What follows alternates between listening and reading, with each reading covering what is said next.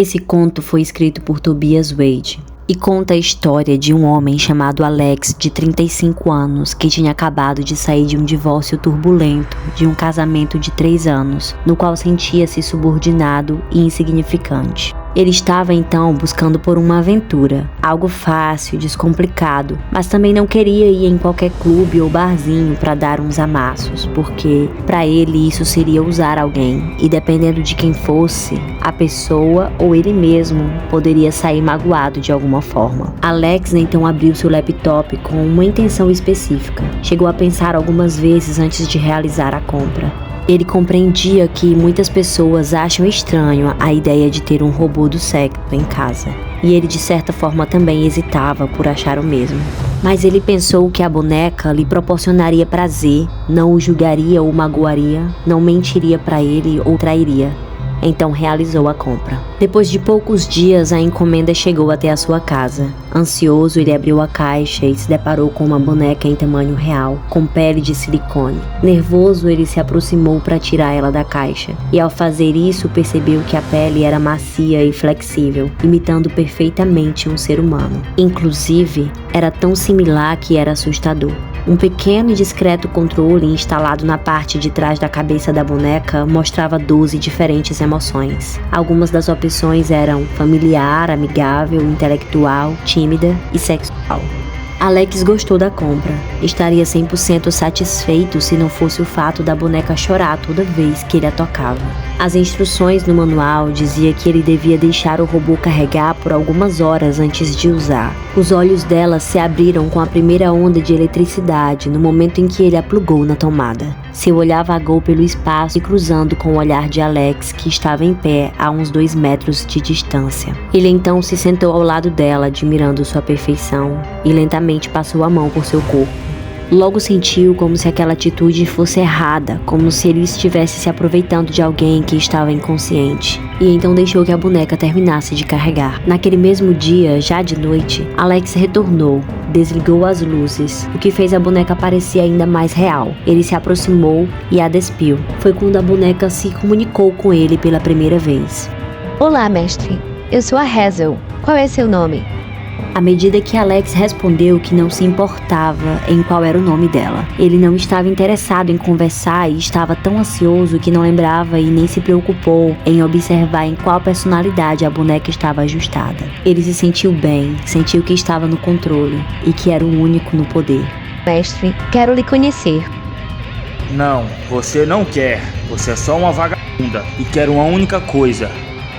Ela tentou responder ao comentário de Alex, mas ele tapou a sua boca com a mão, abafando e impedindo sua fala. Uma parte dele queria que Hazel resistisse, mas sabia que ela não podia. Ele deu um tapa em seu rosto, mas ela apenas virou de volta para ele e sorriu. Ele então deu outro tapa, ainda mais forte que o primeiro. Dobrou os braços de Hazel para uma posição grotesca e subiu em cima dela. Isso te faz feliz? Hazel riu para ele e respondeu: Eu faço qualquer coisa para lhe fazer feliz, mestre.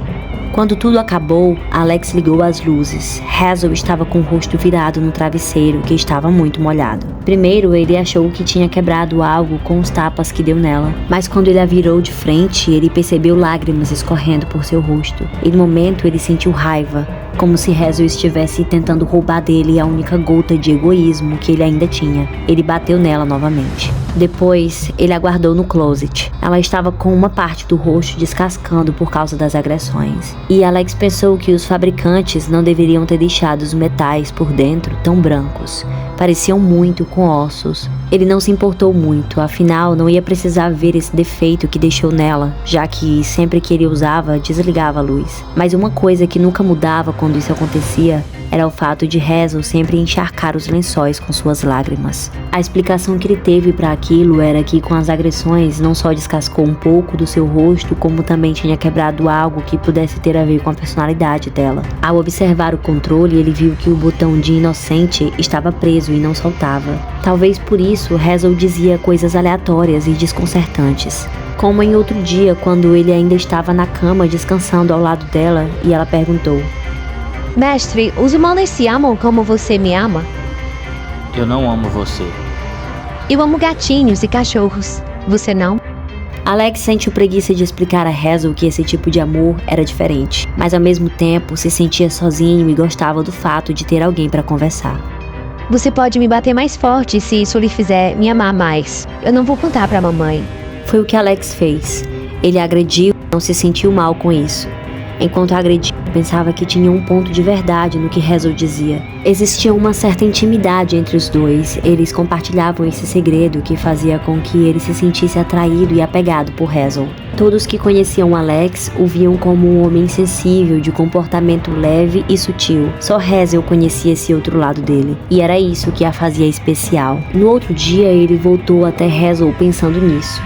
Ele poderia realmente começar a sentir algo por ela, se não fosse pelo fato dela começar a exalar um cheiro. Ele estava muito ansioso para usar Hazel para perceber assim que a tirou do closet. Mas, quando finalizou o ato e deitou ao lado dela, ele viu uma espécie de sujeira, algo estranho, inexplicável.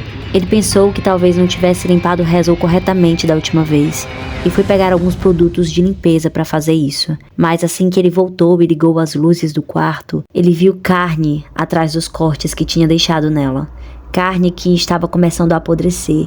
Sua pele perfeita estava cheia de feridas e furúnculos, alguns dos quais machucaram e romperam depois dessa última sessão. Alex correu para o banheiro, onde ficou por quase meia hora vomitando, até que teve coragem suficiente para voltar. Hazel estava sentada, com a cabeça apoiada na cabeceira, e Alex se perguntava se não tinha deixado ela deitada, mas ele não tinha mais estômago para olhar para ela por mais tempo do que aquilo. A cabeça de Hazel seguia os passos que Alex dava pelo quarto em direção ao celular. Ele precisava ligar para os atendentes do site no qual ele fez a compra e começou a discar o número. O volume da voz de Hazel permanecia sempre o mesmo, mas naquele momento, Alex ouviu ela sussurrar. Por favor, não me mande de volta. Eu fiz tudo o que você quis. Alex estava de costas para ela porque não conseguia mais olhar. Do outro lado da linha, o menu automático do website respondeu. Ele pedia para falar com alguma representante consciente enquanto ouvia um riso sem fim de Hazel.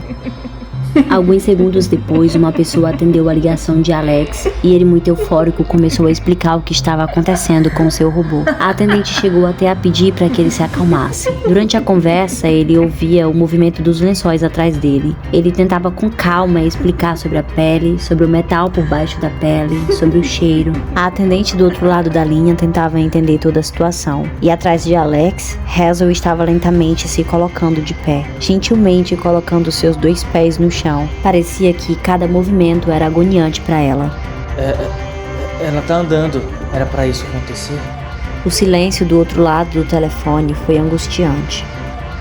Quando a atendente finalmente respondeu a Alex, ela disse que nenhum dos modelos da loja andavam. Enquanto ouvia isso, Alex olhava em choque para Hazel andando em sua direção. Hazel deu mais um passo e estava apenas a mais um de distância dele. Durante todo esse tempo, ela ria e Alex chegou a perceber que uma parte do seu lábio superior estava descascado.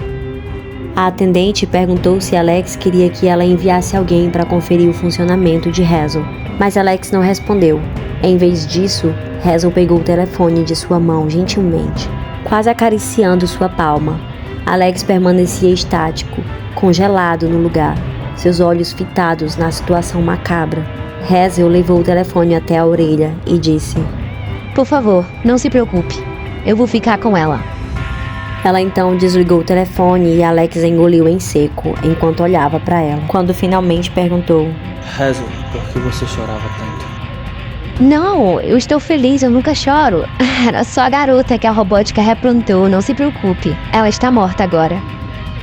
Alex se esforçou para não demonstrar pânico e assentiu com a cabeça enquanto pensava: Morta agora? Como assim? Ela estava viva desde a primeira vez que eu a usei? Ou da segunda? Exatamente quantas vezes ela estava lá? E qual das respostas é a pior? Alex pediu desculpas, não tinha certeza de para quem pedir desculpas e nem o porquê precisava se desculpar. Caminhou até a porta o mais calmamente que pôde, fechou-a atrás de si e correu.